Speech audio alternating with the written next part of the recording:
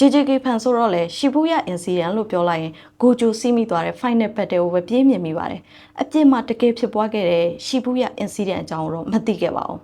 1946ခုနှစ်တုန်းကဂျပန်နိုင်ငံတိုကျိုမြို့ရဲ့ရှီဘူယာမှာလူဆိုးခိုင်းတွေချိန်ချခဲ့တဲ့အထီးကယုံတစ်ခုဖြစ်ပွားခဲ့ပါတယ်1945ခုနှစ်စက်တင်ဘာလဂျပန်နိုင်ငံလက်နက်ချစစ်ရှုံးပြီးတဲ့အချိန်မှာစီးပွားရေးချွတ်ချုံကြပြီးတော့လူတန်းပေါင်းများစွာအင်ဂျီယာမဲ့ဖြစ်ခဲ့ရပါတယ်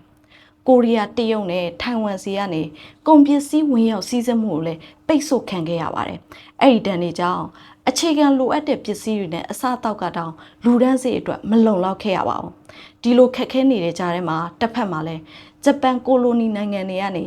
ဂျပန်နိုင်ငံသားခံယူထားတဲ့ Third Country People ခေါ်ဒိုင်ဆန်ကိုကူချင်းတွေကဂျပန်နိုင်ငံထဲကိုဝင်ရောက်လာပါတယ်။သူတို့တွေမကပါဘူးစစ်ပြန်တွေရောကိုလိုနီနိုင်ငံရောက်ဂျပန်ပြည်သားတွေရောအစုလိုက်အပြုံလိုက်ဝင်ရောက်လာတာမလို့အလုံးလက်မဲ့တွေများလာပြီးတော့စင်ရဲချွတ်ချုံကြမှုကလည်းအထွတ်အထိပ်ရောက်လာခဲ့ပါတယ်။အဲ့လိုချိန်နေမှာပဲမောင်ခိုဈေးတွေကပေါ်တင်ထွက်ပေါ်လာခဲ့ပါတယ်။စီရရနဲ့နေရမလို့နေ့စဉ်သုံးပစ္စည်းလိုချင်ရင်တောင်မှမတန်မဆဈေးဖြစ်နေတဲ့တရားဝင်ဆိုင်တွေထက်ဈေးချွတ်ချွနေရတဲ့မောင်ခိုဈေးတွေကိုအားကိုးလာခဲ့ရတယ်။ဒီလိုမျိုးတွင်ကျယ်လာတဲ့မောင်ခိုဈေးတွေနဲ့တူမောင်ခိုဈေးကွက်ကိုချုပ်ကင်ထားတဲ့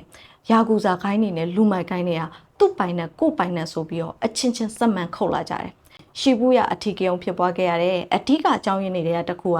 ထိုင်ဝမ်သွေးဂျပန်နိုင်ငံသားတွေကမှောက်ခိုဈေးကွက်ရဲ့30%ကိုကျိုးကင်ထားလို့ပဲဖြစ်ပါတယ်။ဒီတော့ယာကူဇာခိုင်းသားတွေကလည်းမကျေနပ်တော့ပါဘူး။1946ခုနှစ်ဇွန်20ရက်နေ့မှာပဲယာကူဇာခိုင်းသား1000ကျော်နဲ့ထိုင်ဝမ်ခိုင်းသားယာကနန်းတို့ကရှီဘူယာရဲစခန်းသားမှာချိန်ပွဲဖြစ်ခဲ့ပါတယ်။တင်းပုတ်တွေတန်ပိုက်တွေနှလုံးပြူတက်နက်တွေနဲ့အပြန်အလှန်ပစ်ခတ်ရိုက်ပုတ်ခဲ့ပါတယ်။ဂျပန်ရဲတပ်ဖွဲ့ကလည်းအင်အား400ကျော်နဲ့ဝင်ထိန်းခဲ့ပါတယ်။ဝင်ထိန်းနေဆိုပေမဲ့လည်းယာကူဇာခိုင်းသားတွေနဲ့ပူးပေါင်းပြီးတော့ဂျပန်သွေးမဟုတ်တဲ့ထိုင်ဝမ်သားတွေကိုပဲတစ်ဖက်သက်ဖိနှိပ်ခဲ့တယ်လို့ဖတ်ရှုရပါတယ်။ချိန်ပွဲပြီးသွားတဲ့အချိန်မှာထိုင်ဝမ်ခိုင်းသား9ဦးသေဆုံးခဲ့ပြီးတော့စုစုပေါင်းဒဏ်ရာရသူ34ဦးရှိခဲ့ပါတယ်။ရဲတပ်သား1ယောက်လည်းသေဆုံးခဲ့တယ်လို့သိရတယ်။အဲ့ဒီအထီးကယုံကပြည်တွင်းပဋိပက္ခဆိုပေမဲ့လည်းနိုင်ငံတကာအထိရိုက်ခတ်မှုတွေရှိခဲ့ပါတယ်။ Chinese Nationalist Government ခေါ်တရုတ်အမျိုးသားရေးအစိုးရ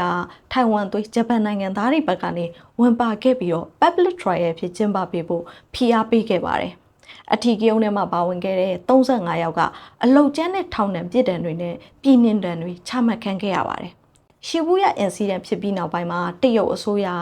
မဟာမိတ်အဖွဲ့ဝင်ဖြစ်နေရခြင်းပေါ်အခွင့်ကောင်းယူပြီးတော့ဂျပန်နိုင်ငံသားခံယူထားတဲ့တရုတ်အနွယ်ဝင်တွေနဲ့ထိုင်ဝမ်သွေးတွေကိုအထူးခံစားခွင့်တွေပေးခဲ့ပါတယ်။တစ်ဖက်မှာကျတော့ကိုရီးယားသွေးဂျပန်နိုင်ငံသားတွေမှာဘာခံစားခွင့်မှမရခဲ့ပါဘူး။ဒီတော့ရှီဘူယာအင်စီဒန်ဖြစ်ပြီးသွားပြီမဲ့လေကိုရီးယားသွေးဂျပန်နိုင်ငံသားတွေနဲ့ထိုင်ဝမ်သွေးဂျပန်နိုင်ငံသားတွေကြားထဲမှာတင်းမာမှုတွေကြံ့ရစ်ခဲ့ပါတယ်။ဒီနေ့ကတော့ဒီလောက်ပါပဲ။နောက်ပိုင်းမှာလည်းဖက်ရှုမိသမျှကိုပြန်လည်မျှဝေပေးသွားပါမယ်ရှင်။ Hi Story